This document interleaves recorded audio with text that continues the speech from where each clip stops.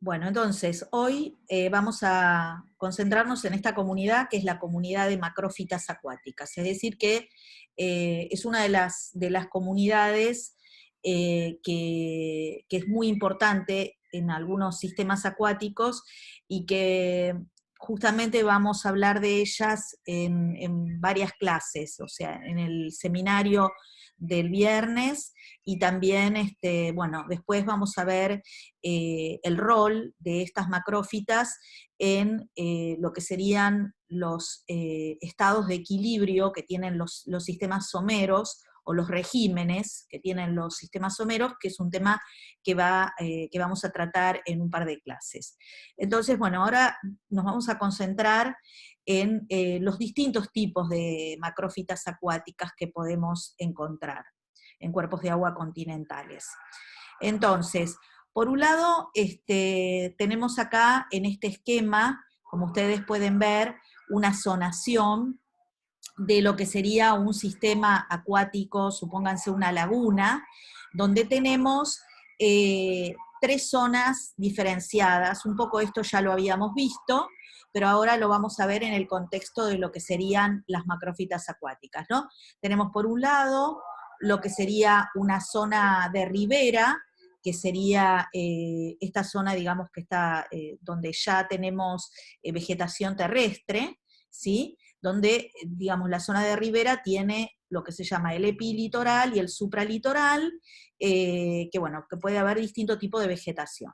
Luego ya tenemos la zona litoral, dentro de lo que sería el sistema acuático, que también puede estar subdividida en otras zonas que serían el infralitoral y el eulitoral, y luego tenemos lo que sería, digamos, bueno, dentro del infralitoral tenemos el superior, medio inferior, no importa, son como subdivisiones y nos vamos, digamos, hacia allá lo que sería el cuerpo de agua, que sería el verdadero litoral, el eulitoral y el litoral profundo. Y luego, digamos, lo que sería la zona limnética, que ya es la zona de aguas abiertas.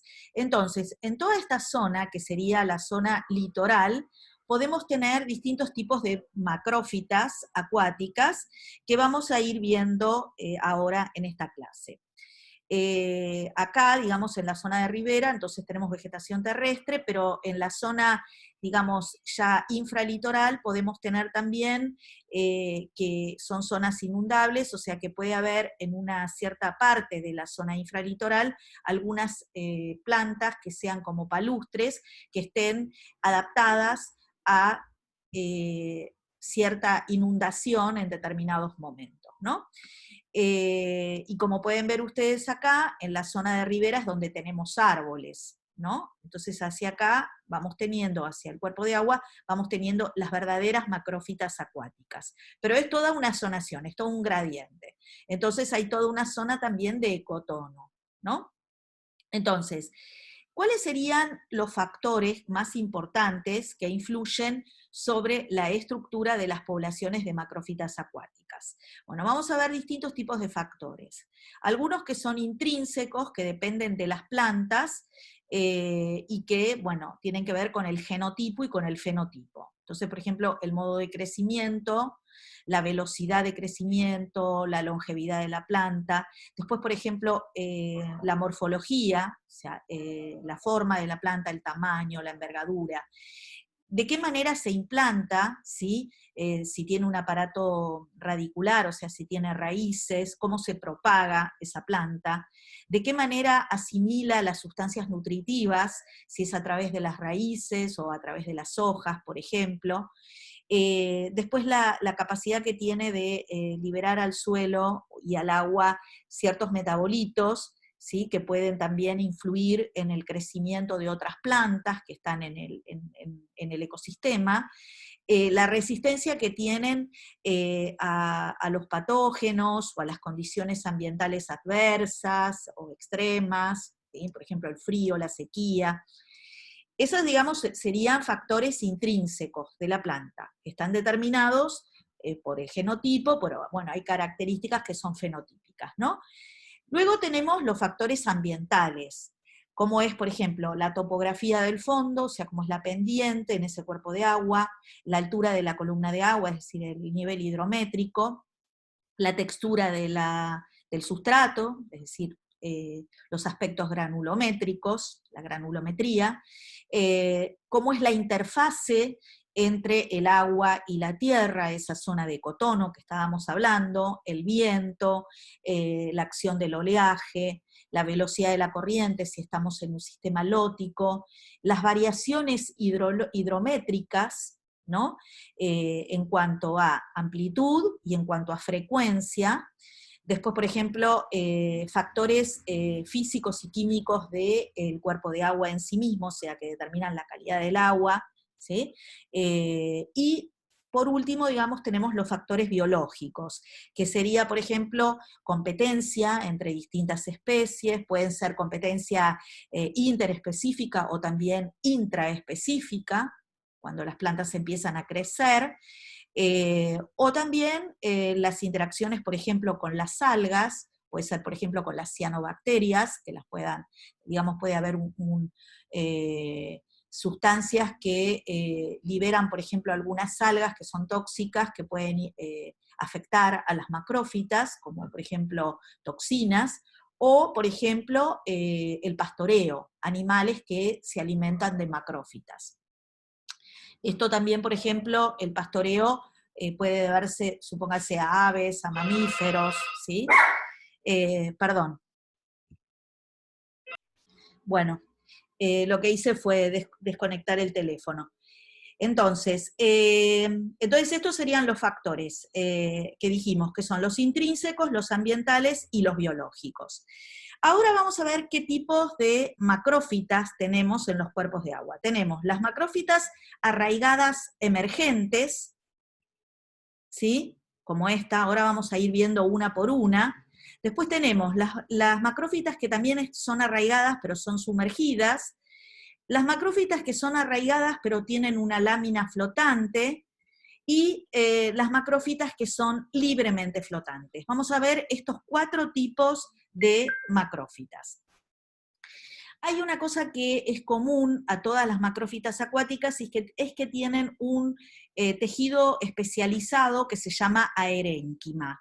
Este aerénquima es un tejido muy eficiente estructuralmente que permite, por un lado, la flotación de determinados órganos, vamos a ver, por ejemplo, en el caso de las plantas flotantes, y con una mínima cantidad de células mantiene una bastante robustez, facilita toda la aireación de los órganos de las plantas que se encuentran en el agua, por ejemplo, o en suelos que son inundables, y que, bueno, acá tenemos, por ejemplo, un corte transversal, ahora vamos a ver en más detalle.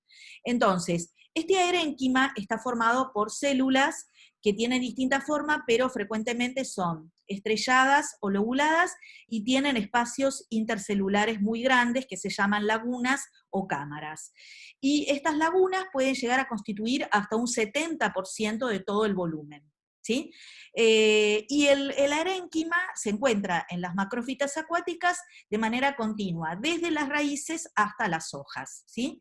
Entonces, estas cámaras que vemos acá en el aerénquima, para que pueda tener mayor solidez la estructura, están atravesadas perpendicularmente por placas de unas pocas células de espesor que se denominan diafragmas. ¿Sí? O sea, que van entre, o sea, tenemos todo a lo largo, tenemos todas este aerénquima, este tejido, pero cada tanto, digamos, tenemos estas placas transversales llamadas diafragmas. Acá tenemos, por ejemplo, un corte transversal que ustedes lo pueden ver, donde ven claramente cómo son las cámaras. Entonces, acá tenemos, por ejemplo, un corte transversal de una planta que es hidrocótile, que lo vemos acá en una fotografía de microscopía electrónica de transmisión, en scanning. Perdón, en microscopía electrónica de barrido, quise decir. Bueno, entonces tenemos 3 tipos de, bueno, ahora vamos a empezar con uno de los tipos de macrófitas, que son las plantas arraigadas emergentes. Estas plantas en general viven cerca de las orillas y tenemos que pueden tener tres tipos de hojas. Vamos a ver. Unas que son las latifoliadas, que son plantas de hoja ancha, como la sagitaria, ahora después se las voy a mostrar en una fotografía más grande. Después tenemos las graminiformes, que son tipo gramíneas, como por ejemplo las totoras, lo que se llama paja brava, y las junciformes, que son los juncos, por ejemplo, ¿no? Que son, todas estas son arraigadas, pero son emergentes, o sea, tienen raíces, pero hay una parte de la planta que emerge de la superficie del agua. Entonces, la característica de estas plantas arraigadas emergentes, que como les digo viven generalmente cerca de las orillas, es que, bueno, tienen todo ese sistema lagunar formado por el aerénquima que está muy bien desarrollado. En general, a lo largo de ese sistema, digamos, a lo largo de estos tallos, existe un gradiente en la concentración de gases en ese sistema lagunar.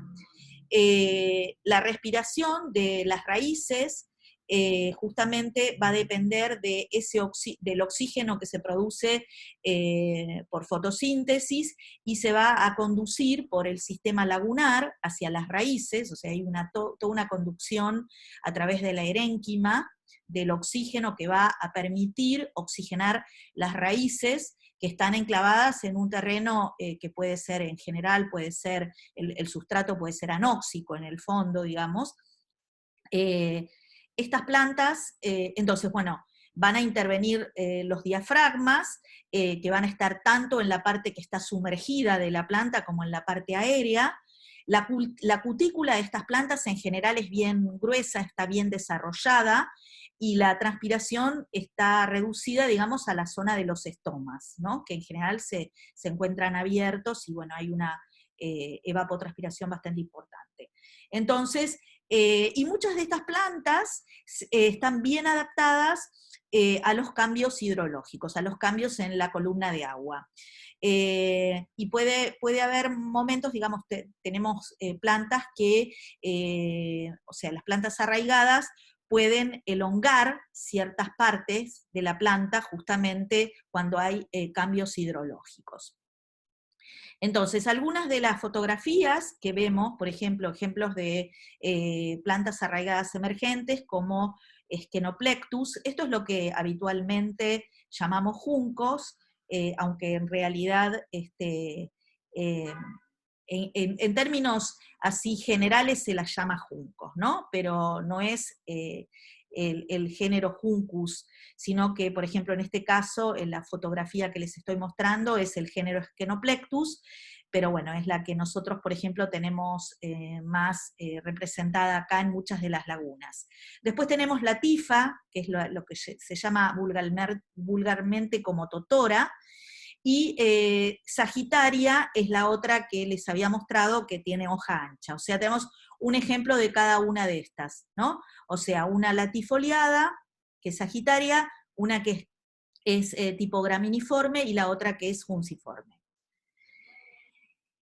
Todas estas son arraigadas emergentes. En algunas lagunas inclusive hay como una zonación, ¿sí? Estas, por ejemplo, suelen aparecer como extendiéndose más hacia el centro del cuerpo de agua.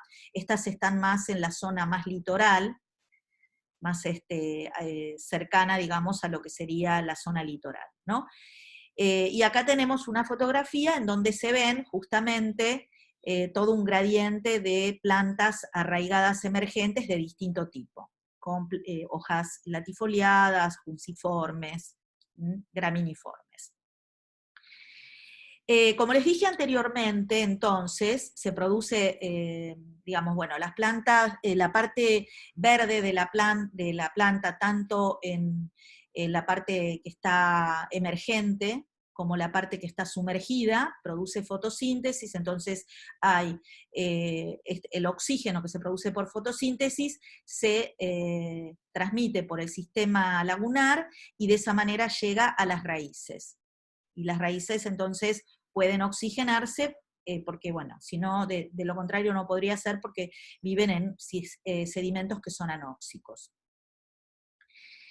Después tenemos otro tipo de plantas que son arraigadas sumergidas.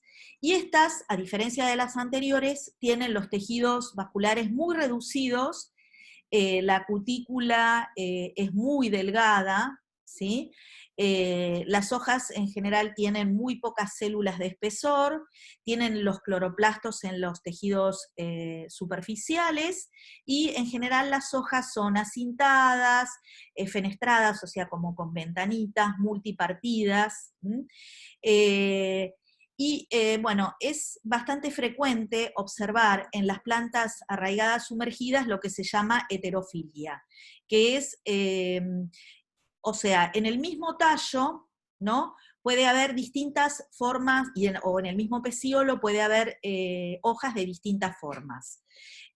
Bueno, estas plantas, justamente por tener heterofilia, se pueden adaptar también muy bien a los cambios hidrométricos. Entonces, la forma de la hoja puede variar dentro de una misma especie, puede variar con la edad, con la profundidad, con la velocidad de la corriente, con la cantidad de nutrientes.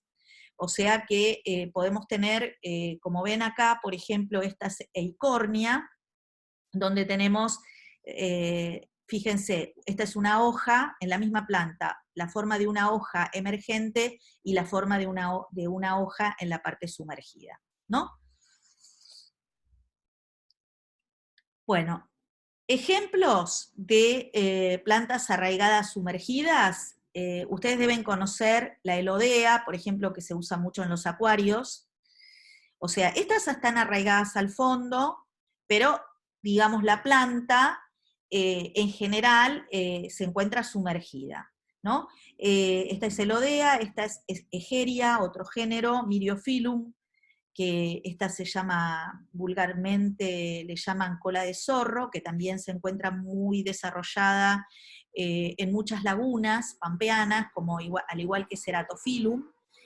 Y estas plantas, tanto las arraigadas emergentes como las arraigadas sumergidas, van a tomar los nutrientes principalmente del sustrato, digamos, del fondo, porque están arraigadas. Entonces, todo lo que sería, o sea, si bien la planta tiene, digamos, en el caso, por ejemplo, de las plantas arraigadas sumergidas, tiene cutículas muy finas y puede pasar por difusión ciertas sustancias, ¿no? A las hojas. La parte más importante de los nutrientes es tomada de los sedimentos, ¿sí? A diferencia de lo que vamos a ver, por ejemplo, en el caso de las plantas flotantes, libremente flotantes, que tienen las raíces que toman directamente los nutrientes de la columna de agua. Estas no, estas lo toman de los sedimentos, principalmente. Entonces, bueno, acá lo que vemos es cortes transversales que podemos ver la parte histológica de distintas plantas, como por ejemplo Egeria, esto es una hoja, esto es el tallo. Ven que el sistema lagunar está desarrollado tanto en las hojas como en el tallo. Acá tenemos Myriophyllum, que es otra de estas que estábamos viendo, esta que está también es arraigada sumergida. Acá tenemos una hoja y acá tenemos el tallo. ¿Sí? Bueno, y después tenemos, por ejemplo, otras arraigadas que tienen lámina flotante. ¿Sí? Ahí, en este caso, nuevamente tenemos raíces enclavadas en el fondo. En general podemos tener que los tallos son muy pequeños, muy breves, ¿sí? Y el pecíolo es muy largo, y la planta es en roseta, o al revés, podemos tener los tallos muy largos y los pecíolos muy cortos. Pero las láminas foliares, las láminas de las hojas, siempre están flotando, siempre son superficiales. Entonces, esto es lo que les decía, ¿no? O sea, acá tenemos la raíz, y esto podría ser, por ejemplo, el tallo, que está súper reducido, y acá tenemos el pecíolo y la hoja, ¿sí? La lámina flotante, o al revés, tenemos, por ejemplo, un tallo muy, pero muy desarrollado, ¿no? Con la raíz que se enclava en el fondo, y acá tenemos las hojas y tenemos el pecíolo súper reducido. Pero bueno, en los dos casos tenemos la lámina es flotante. Entonces, son arraigadas, pero la lámina es flotante. Entonces, tenemos tres tipos de arraigadas que estuvimos viendo. Las arraigadas emergentes, que una parte de la planta está sumergida y una parte del tallo está sumergida y otra parte es emergente, pero no es nada flotante. La otra que es arraigada, pero está totalmente sumergida, y la otra arraigada, que puede ser arraigada también al fondo, o sea que también puede tomar los nutrientes del fondo, pero la lámina es flotante, en este caso. Ejemplos de plantas arraigadas con láminas flotantes podría ser Eichhornia crassipes, que es el camalote, también llamado jacinto de agua, que tenemos acá una fotografía, el irupé, que es Victoria cruciana, o los nenúfares del género Ninfea, por ejemplo, ¿no? Estas son todas arraigadas, pero la lámina foliar es flotante. Otro ejemplo es hidrocótile, que hidrocótile suele estar, esta planta suele aparecer mucho en algunos arroyitos, en la provincia de Córdoba, por ejemplo, suele haber, ¿no? Asociados, en general se encuentran bastante cercanos a la parte litoral, el desarrollo de estas plantas, y, por ejemplo, la longitud del pecíolo va creciendo a medida, digamos, que aumenta la profundidad. O sea, eso es bastante claro ver, por ejemplo, un gradiente en la longitud del pecíolo desde lo que sería la costa, digamos, en la zona inundable, hacia el centro del cuerpo de agua, o sea, a medida que aumenta la profundidad, aumenta la longitud del pecíolo. Bueno, y acá tenemos fotos de camalotes. Y esto es lo que les decía anteriormente. Muchas de estas plantas, no solamente el hidrocótile, sino, bueno, por ejemplo, el caso de Victoria cruciana, donde vemos, por ejemplo, esto es un estudio, donde se ve cómo aumenta la longitud del pecíolo, que está en rosado, con el aumento de la profundidad. Esto es, digamos, un estudio que se hizo en el río Paraná, en el Chaco. Entonces, a medida que aumenta el nivel hídrico, va aumentando la longitud de los pecíolos, porque como la lámina es flotante, ¿sí? Lo que crece es el pecíolo, en este caso. O, por ejemplo, en el caso de hidrocótile. Bueno, después tenemos el otro grupo de plantas, que son las libremente flotantes, y que la morfología es en forma de roseta, hojas en roseta sobre un tallo que es muy, pero muy reducido, y las raíces son pendulares, es decir, que están pendulares en la columna de agua, ¿no? Y por eso toman los nutrientes de la columna de agua. Los ejemplos son, por ejemplo, las lemnas, que son las lentejitas de agua, la pistia, la salvinia, o sea, lo que llamamos, por ejemplo, los repollitos, ¿sí? Entonces, puede haber una extrema reducción de la lámina foliar también y de la planta en sí misma, como por ejemplo las lentejitas de agua, que son súper chiquitas, pero la característica de estas libremente flotantes es que las células en general, bueno, tienen este aerénquima que les confiere una característica como muy turgente para poder flotar, ¿sí? Entonces, el sistema lagunar se encuentra en el mesófilo, en la lámina o en el pecíolo, ¿sí? Y en general, bueno, se multiplican mucho estas plantas, son bastante invasivas. Por ejemplo, el caso de salvinia puede crecer un montón porque se dividen por división vegetativa, se propagan y bueno, a partir de unas pocas plantas van colonizando toda la superficie, ¿no? Entonces acá tenemos ejemplos donde tenemos, por ejemplo, pistia, que es el repollito, tenemos acá salvinia, tenemos acá azola, que es lo que le llaman el helechito de agua, tenemos lemna, que es la lentejita de agua. Todas estas son ejemplos de plantas libremente flotantes. Entonces, bueno, acá lo que estuvimos viendo son ejemplos de los 4 tipos de plantas. Arraigadas emergentes, arraigadas sumergidas, arraigadas con lámina flotante o libremente flotantes. Las raíces no están enclavadas en el fondo. Y acá una fotografía de Pistia.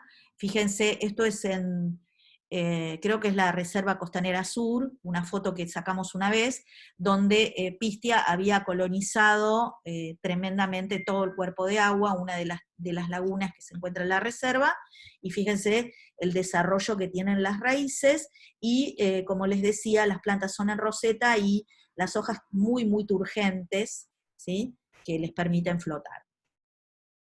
Otra foto de lo mismo. Bueno, y acá nuevamente vemos un corte transversal, una fotografía en donde se ve la raíz con el aerénquima. Luego, otra de las cosas que muchas de las plantas, además de tener heterofilia algunas plantas, es decir, hojas diferentes en la misma planta, muchas de las que son, tanto las que son sumergidas, arraigadas sumergidas, como las que son arraigadas con lámina flotante, a veces pueden tener heterofilia, como vimos, pero también se pueden formar, o sea, puede haber en la misma planta o en la misma especie lo que se llaman ecofenos. Esto es, por ejemplo, ecofenos en Eichhornia crassipes, que pueden aparecer asociados a distintos tipos de hábitats.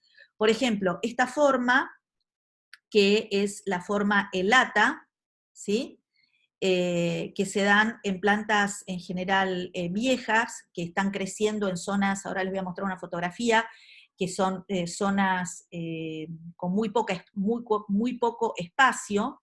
Después otras que son forman estolones, se llama la forma estolonífera, ¿sí?, que suele aparecer en los sistemas lóticos, cuando, digamos, tenemos los ríos, o, por ejemplo, la forma vejigosa en aguas muy quietas, como podemos tener acá.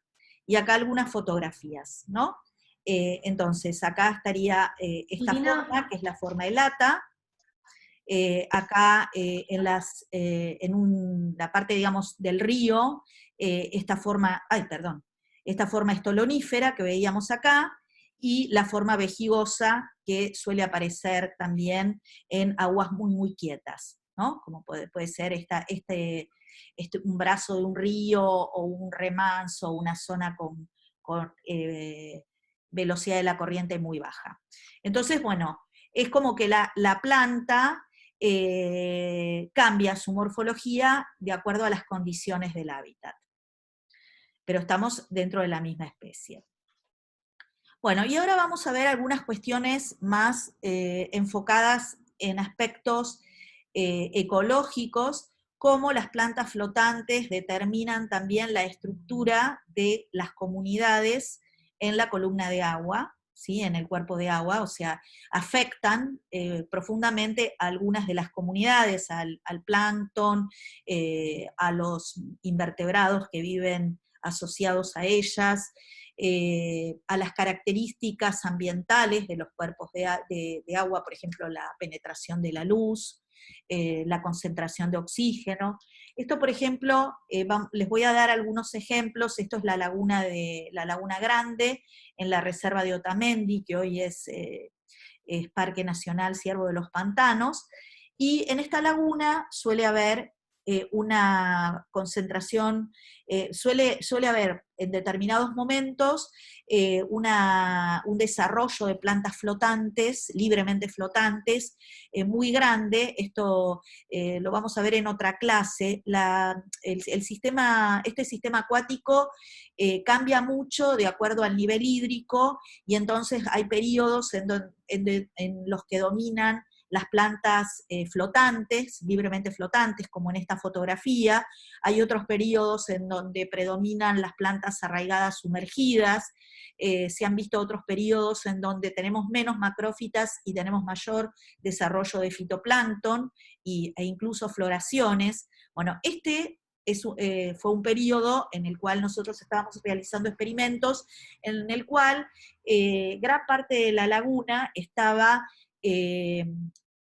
bastante colonizada por plantas libremente flotantes. Por supuesto, otros tipos de plantas también estaban presentes, como estas que ven acá, Stenoplectus, que son las arraigadas emergentes, ¿no? Pero había partes muy, muy importantes del cuerpo de agua cubiertos por estas plantas flotantes.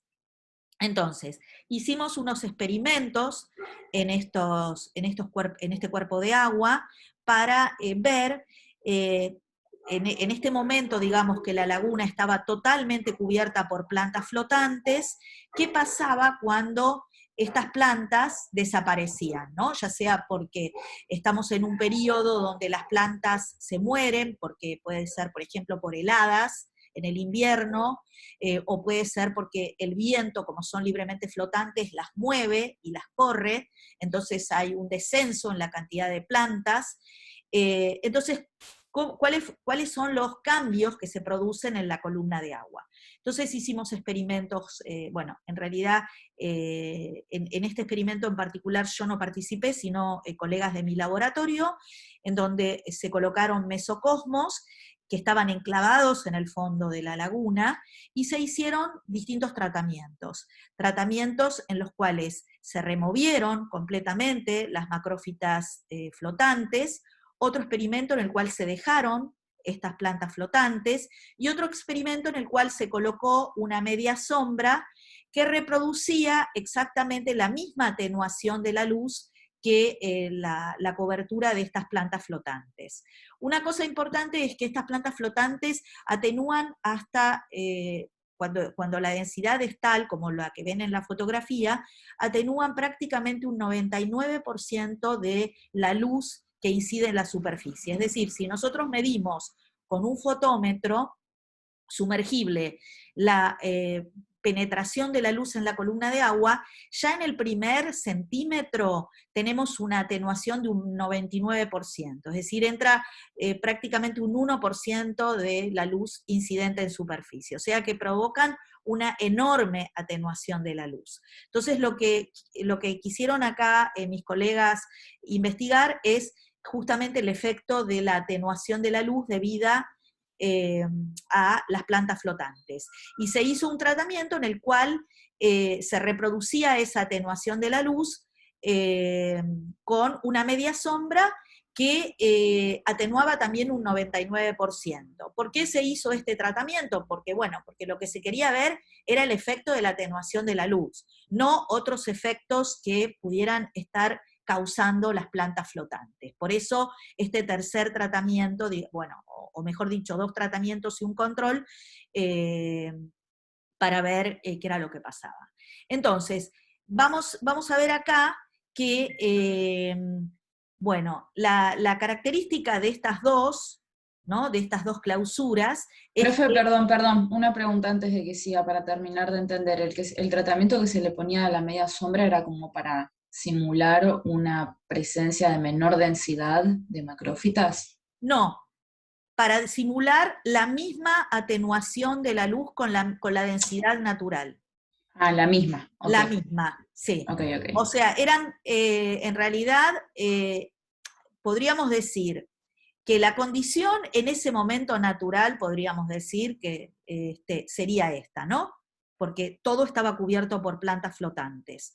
El tratamiento fue remover esas plantas y en el otro colocar una atenuación de la luz igual que el de las macrófitas flotantes, ¿sí? Porque lo que querían era Ok. ver el efecto de la luz solamente. Si no, también podríamos pensar que las plantas pueden estar influyendo de otra manera, pero querían sacar, digamos, el efecto que podrían llegar a tener las plantas en otro sentido, ¿no? En la captación de nutrientes o en otro sentido. Entonces, solamente enfocándose en la luz. Entonces, enfocándose en la luz, lo que se vio, bueno, abajo, digamos, de esta carpeta de plantas flotantes, la columna de agua era anóxica, completamente anóxica. Entonces, lo que se vio es, acá digamos, pueden ver ustedes, cada una de estas se hizo por triplicado, ¿no? Entonces, en rojo, rosado y amarillo tenemos el tratamiento, digamos, sin plantas, que era por triplicado. Después, en celeste, este que es negrito pero con una estrellita, el que es negrito pero con un círculo, era el de macrófitas, digamos, y estos tres eran el de malla. Malla 1, malla 2, malla 3, ¿no? Y por otro lado se hizo también un estudio en el lago, o sea, afuera de los mesocosmos, ¿sí? Profe, Entonces, ¿a qué altura se midió el oxígeno? en la columna de agua, digamos, por debajo de de la capa de macrófitas. O sea, Justo por debajo. claro, justo por abajo. Igual es un Ok, cuerpo de agua muy poco profundo, ¿no? Tiene 1 metro, más o menos 1,10 m, 1,20 m de profundidad en general, ahí en esa sí. parte donde se hacen los experimentos. Como máximo ese cuerpo de agua tiene 1,80 m, dependiendo de los momentos del año, pero en general es un humedal con una profundidad bastante escasa. Entonces, se metía, digamos, el sensor de oxígeno más o menos por debajo de la cobertura de macrófitas. Ponele, qué sé yo, unos 30 centímetros, una cosa así. Entonces, bueno, lo que se veía es que eh, justamente o sea, empezaban todos los tratamientos, digamos, tanto el lago como los 3 mesocosmos, empezaban con anoxia, pero al cabo del tiempo empezaba a aumentar, cuando en el tratamiento de remoción de las macrófitas, empezaba a aumentar la concentración de oxígeno en la columna de agua. Entonces esto, o sea, este aumento de la concentración de oxígeno en la columna de agua, cuando se removieron las macrófitas, en realidad produjo cambios muy importantes en la comunidad, ¿no? En las comunidades planctónicas. Una de las cosas que se vio es que estos son los promedios de los tratamientos, acá tenemos los promedios. Vemos que en el tratamiento de remoción aumentó muchísimo la densidad de fitoplancton, ¿sí? O sea que hubo porque antes, digamos, la columna de agua, al estar en oscuridad, las algas del fitoplancton no tienen luz, entonces obviamente hay una comunidad netamente dominada por organismos heterotróficos. Muy pocas especies del fitoplancton, que son algunas muy capaces de, digamos, fotosintetizar con intensidades de luz muy bajas, ¿sí? Muy, muy bajas, y que están súper adaptadas a la sombra, tal vez estaban presentes, pero la concentración de fitoplancton era bajísima, y más que nada había, por ejemplo, organismos que eran mixotróficos, mientras que cuando se removieron las macrófitas flotantes, aumentó notablemente la abundancia de algas del fitoplancton, como lo pueden ver acá. Es decir, que la comunidad se cambió, digamos, de ser una comunidad netamente heterotrófica a una comunidad fototrófica, ¿no? Con un mayor desarrollo de fitoplancton. Entonces, esto lo que muestra, este experimento, es que las macrófitas flotantes están condicionando fuertemente el tipo de comunidad planctónica, en este caso, bueno, todas las comunidades, pero las comunidades planctónicas que se están desarrollando en ese cuerpo de agua. ¿Sí? O sea, tiene profunda influencia. Ahora lo vamos a seguir viendo esto, cómo pueden las macrófitas influenciar. Otro experimento hicimos nosotros, en este sí yo participé, en la misma época que la laguna estaba totalmente cubierta por plantas flotantes, hicimos experimentos, pero ahora en microcosmos, con frascos, con estos flotadores. En algunos microcosmos lo que hacíamos era reproducir la atenuación de la luz con mallas, ¿sí? Con mallas de media sombra, y en otros frascos los dejábamos descubiertos. Y lo que analizábamos ahí era la comunidad microbiana. Entonces estudiamos el fitoplancton, las distintas fracciones del fitoplancton, el micro y el nanoplancton, tanto autotrófico como mixotrófico, y también la comunidad picoplanctónica, autotrófica y heterotrófica. o sea, las bacterias y el picoplancton autotrófico. Y también lo que vimos ahí es que comparando el tratamiento de oscuridad con el tratamiento con luz, vimos que en la oscuridad había un mayor desarrollo de algas mixotróficas que aumentaban con el tiempo, mientras que no ocurría lo mismo en el tratamiento con luz, ¿no? O sea, que es la curva que tiene los rombos blancos. No encontramos diferencias significativas en los nanoflagelados, sí que aumentaron con el tiempo en los dos tratamientos. ¿Por qué? Porque en realidad al colocar estos microcosmos nosotros eliminamos los predadores, ¿sí? Solamente colocamos el fitoplancton y el picoplancton, pero el zooplancton no estaba presente, entonces hubo un aumento en general en ambos tratamientos de los nanoflagelados, pero no hubo diferencias significativas entre el tratamiento con luz y sin luz, y en el caso de los ciliados, al final del tiempo, o sea, al final del experimento, vimos un aumento de los ciliados en el tratamiento con luz, pero una característica que vimos en este experimento es que los ciliados tenían, como algunos de los ciliados que veíamos, tenían clorelas adentro. Entonces pensamos, si bien no lo pudimos comprobar experimentalmente, que estos ciliados podían llegar a ser estos ciliados tipo mixotróficos que habíamos visto también en el sur, en los lagos del sur, que pueden, digamos, tener organismos simbiontes adentro que hacen fotosíntesis, y que tal vez justamente por eso estaban más, se reprodujeron más en el tratamiento con luz que en el tratamiento con oscuridad.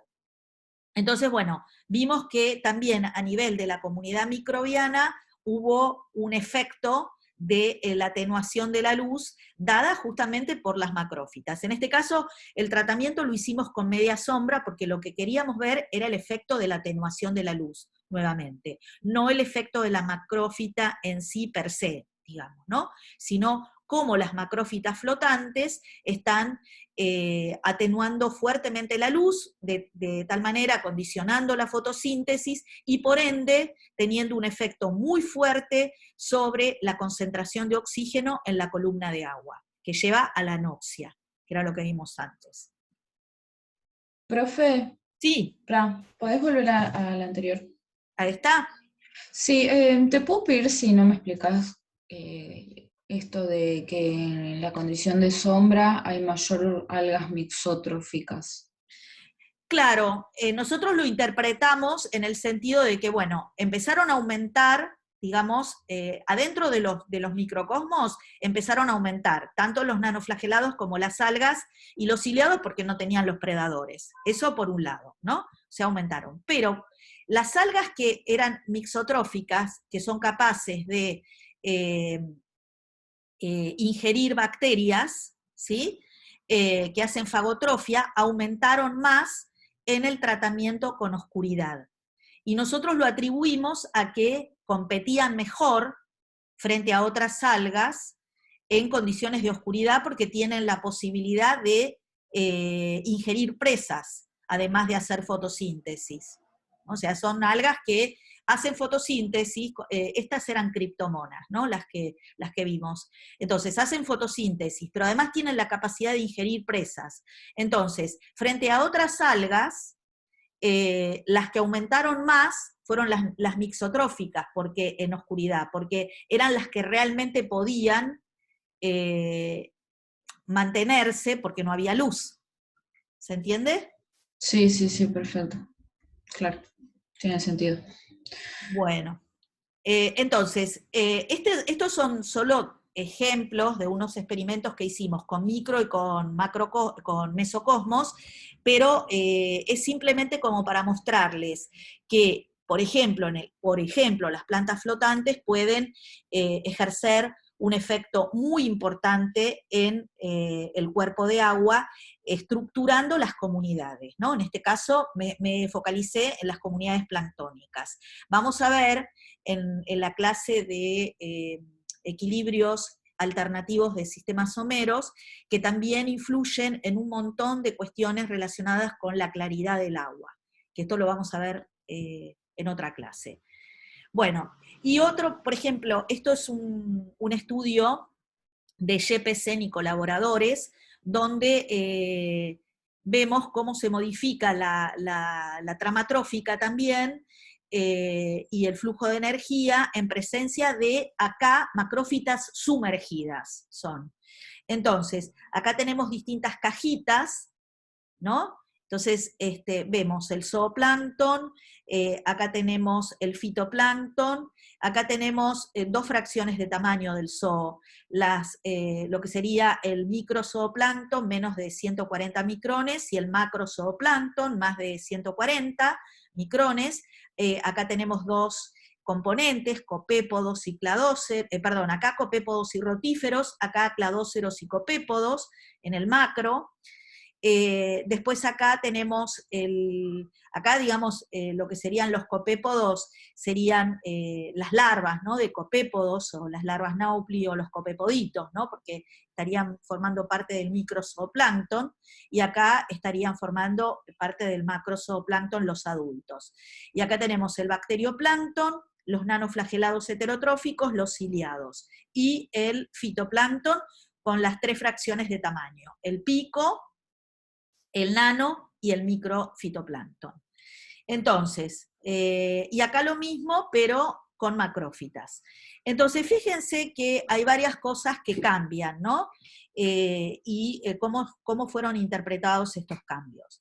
Fíjense que en lo que respecta a fitoplancton, las los tamaños del nanoplancton y del picoplancton era mayor, ¿no?, proporcionalmente. O sea, si bien sin macrófitas, como lo vamos a ver en otra clase, sin macrófitas, la biomasa de fitoplancton era mayor, porque justamente las macrófitas sumergidas tienen un rol que cuando están presentes en general, y cuando hay un muy buen desarrollo de macrófitas sumergidas, vamos a ver que en general es un estado de equilibrio donde tenemos menor biomasa de fitoplancton, que sería este caso, ¿sí? En cambio, sin plantas sumergidas, tenemos una mayor biomasa de fitoplancton, que por eso, digamos, tenemos números más grandes acá.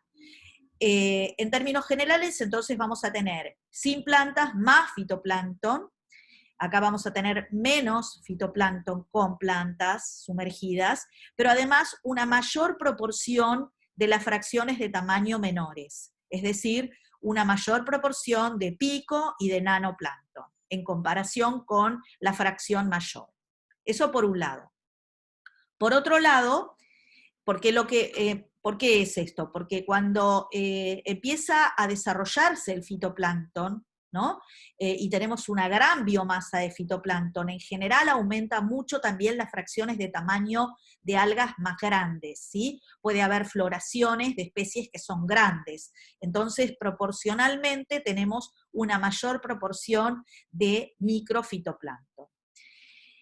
Por otro lado, vemos que en el cuerpo de agua con macrófitas tenemos una mayor cantidad de zooplancton, que en general el zooplancton se refugia, esto es la explicación que dieron estos investigadores en el hemisferio norte, ¿no?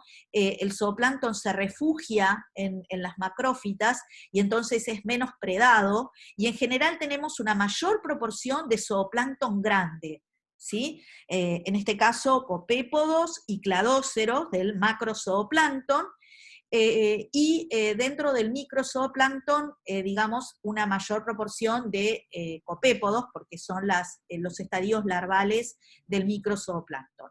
Mientras que cuando no tenemos macrófitas sumergidas, entonces teníamos más fitoplancton y tenemos, en general, zooplancton que el tamaño más grande, digamos, está menos representado, o sea, tenemos una menor proporción de cladóceros y de copépodos, y tenemos en general una mayor proporción de rotíferos, es decir, del microzooplancton. Se modifica toda la estructura de la cadena trófica. El bacterioplancton aumenta cuando no hay macrófitas, ven, esta cajita es más grande, y también aumentan los ciliados, ¿sí?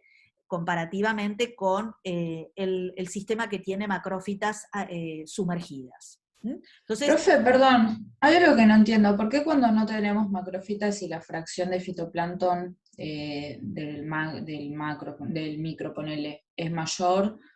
¿Por qué del zooplancton no tenemos también del macro mayor si no tendría que haber como una relación entre presa y predador por los tamaños? ¿O no lo estoy sí, interpretando bien? no, lo que estás diciendo no está bien. A ver, vos podés tener más alimento, pero no todo ese alimento es palatable y no todo ese alimento es de la misma calidad. En general, ¿se acuerdan cuando vimos zooplancton? Que yo les dije que las fracciones que son preferidas por el macro zooplancton en general, por ejemplo, las dafnias, los cladóceros son filtradores, ¿no? Y los copépodos en general prefieren el nanoplancton. Las algas muy grandes que suelen aparecer en sistemas muy eutroficados, cuando el fitoplancton está muy desarrollado, en general no son las más predadas. Entonces vos podés tener una gran biomasa de fitoplancton, pero no necesariamente esas algas van a ser un buen alimento para el zooplancton. Y el zooplancton, por otro lado, el macro zooplancton en general se ve desfavorecido cuando las condiciones del cuerpo de agua viran a un estado muy eutrófico con un enorme desarrollo de fitoplancton. Entonces empieza a predominar los rotíferos, ¿sí? Porque los rotíferos, por ejemplo, se alimentan de ciliados, se alimentan de muchas cosas que están presentes, de detrito, por ejemplo, también, en cuerpos de agua que están más eutroficados. Entonces, no necesariamente un aumento de la biomasa algal me lleva a un aumento del macrozooplancton, ¿se entiende? O sea, el macrozooplancton requiere ciertas condiciones y prefiere ciertas algas que empiezan a disminuir en unas condiciones de crecimiento excesivo. ¿Mm? Ok, gracias.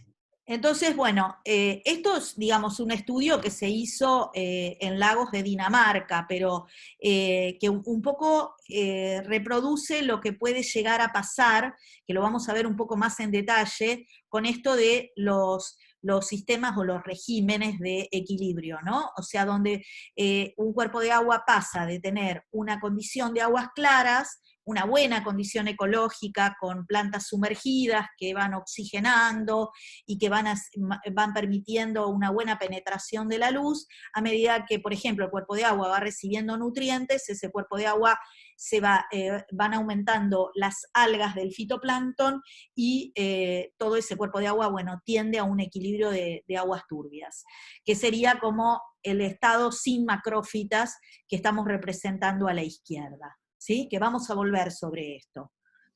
Pero bueno, acá yo se los quería dar como un ejemplo de cómo las macrófitas sumergidas también pueden estructurar el tipo de zooplancton que tenemos. Por otro lado, no nos olvidemos el rol de las macrófitas como refugio, ¿sí? Entonces el zooplancton en un cuerpo de agua que tiene plantas, si tiene peces que son zooplanctívoros, puede refugiarse entre las plantas y bueno, puede tener en esas plantas zonas de nursery para que también ese zooplancton grande tenga un mayor desarrollo. ¿Mm?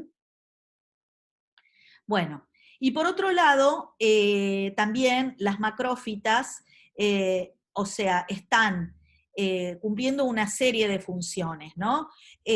Por ejemplo, bueno, que también lo vamos a volver a ver, pero por un lado, las plantas impiden la resuspensión de los sedimentos, entonces actúan, digamos, de alguna manera favoreciendo una columna de agua más clara porque disminuyen la turbidez, por ejemplo, las plantas arraigadas, ¿sí? Y la acción del oleaje también se ve interrumpido o menor, el efecto del oleaje para remoción es menor en aquellos cuerpos de agua que están más vegetados, ¿sí?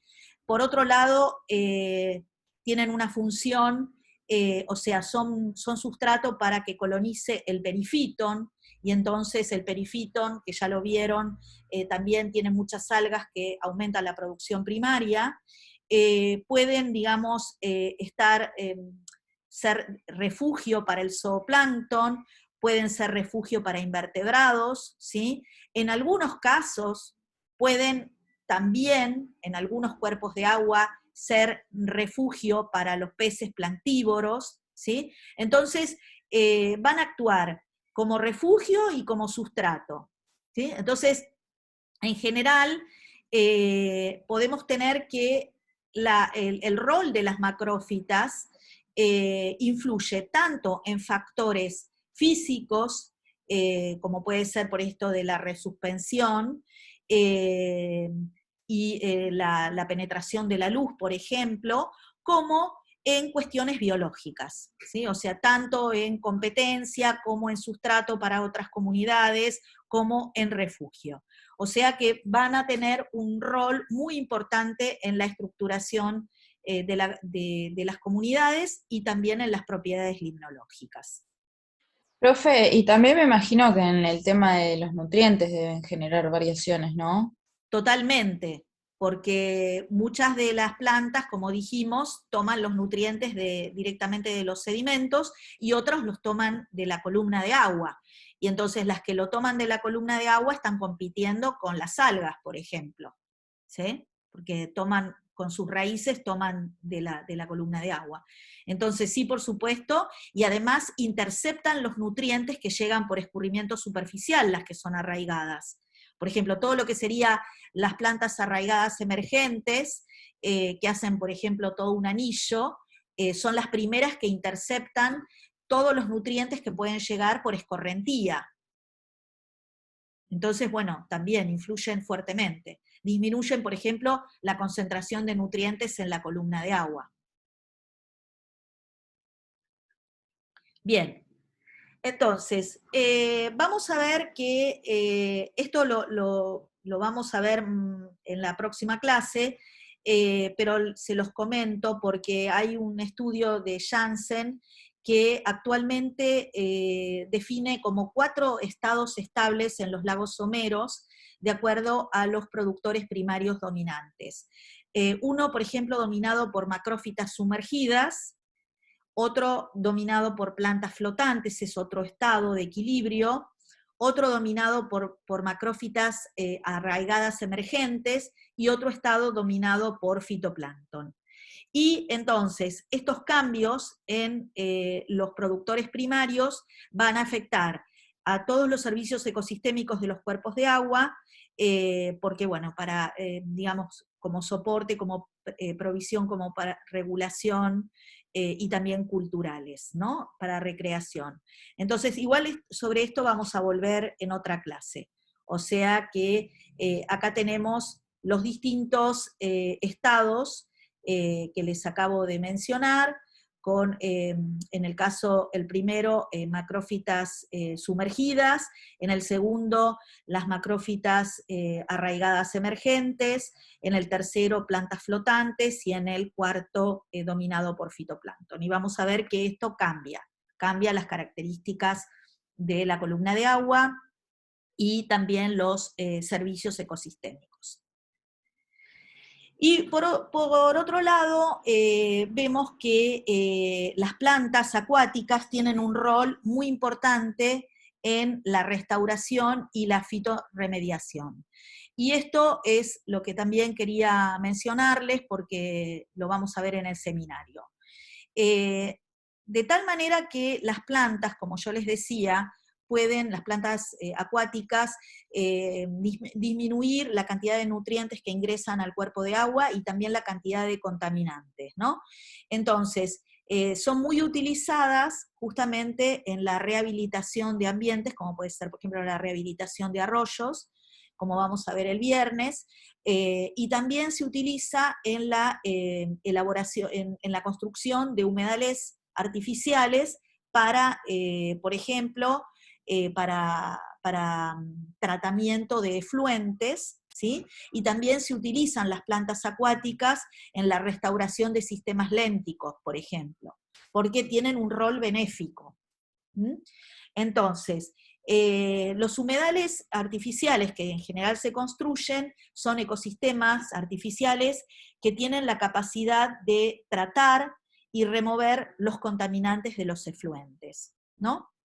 Entonces, se pueden construir estos humedales para el tratamiento de efluentes, para remover, por ejemplo, hidrocarburos, o metales pesados, o materia orgánica, simplemente. Y en general se combina estos humedales, que es un sistema biológico, con también otro tipo de tratamientos de filtración, que es más de tipo física, por ejemplo, ¿sí? Un sistema, por ejemplo, de filtración inicial, eh, de las aguas residuales, y luego, por ejemplo, un humedal artificial en donde intervienen las macrófitas y todos los microorganismos que están asociados a las macrófitas. Entonces, esto se los había medio comentado, pero hacemos un repaso. Cuando vimos contaminación, vimos que, por ejemplo, las aguas contaminadas con metales pueden ser tratadas usando humedales artificiales.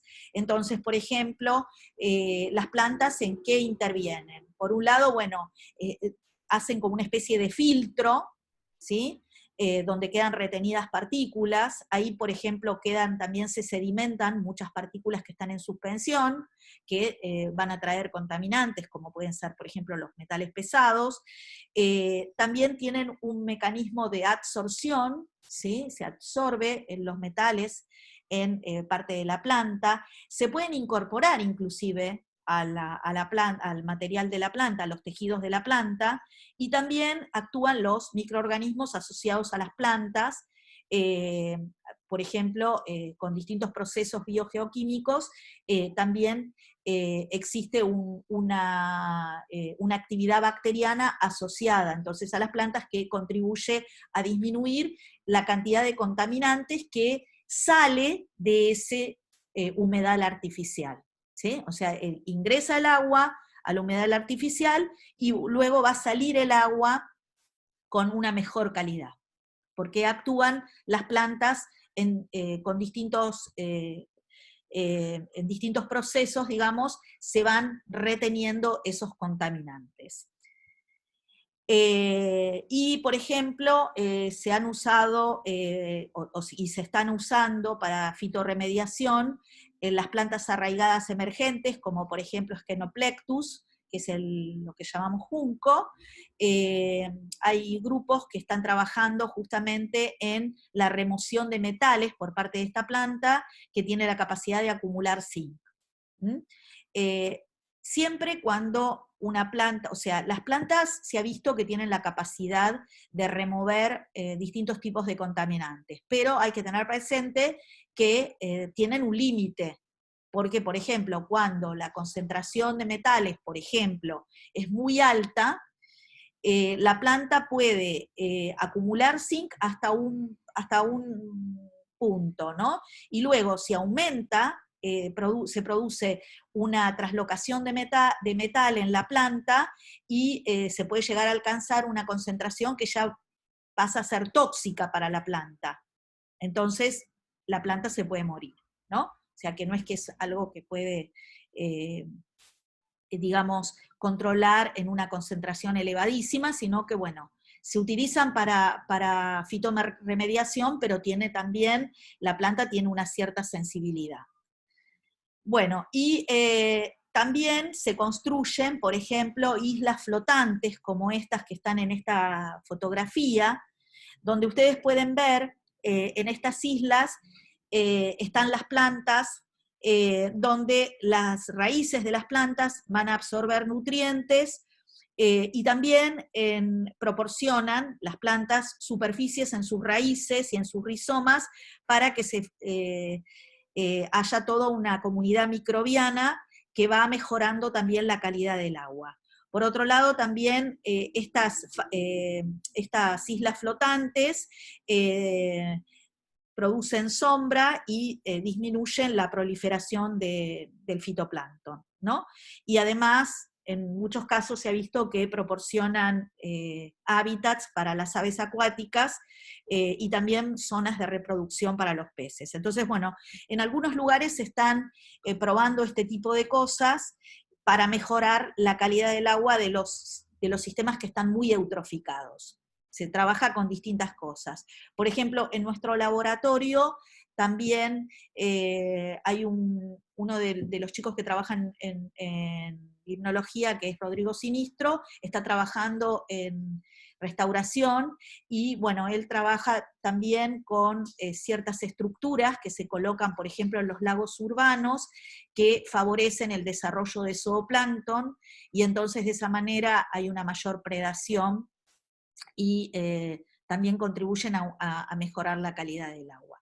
Entonces, las plantas en general, obviamente siempre controladas, pueden llegar a tener un efecto benéfico sobre la columna de agua.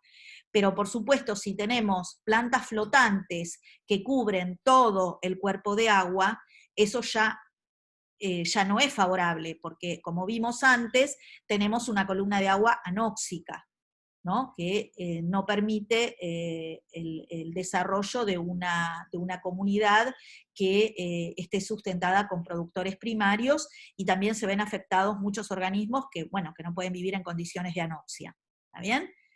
Entonces, bueno, esto es lo que quería, digamos, las cosas más importantes de macrófitas, pero que vamos a volver de alguna manera cuando veamos la próxima clase o la otra, todo este tema de los regímenes.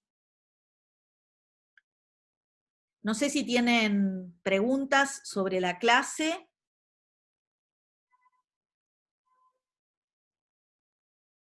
No, creo que está bastante claro, muy lindo, me gustó mucho este tema. Y bueno, otra cosa que les quería comentar, bueno, voy a pausar ahora, voy a pausar, detener la grabación, porque les quería comentar otra cosa.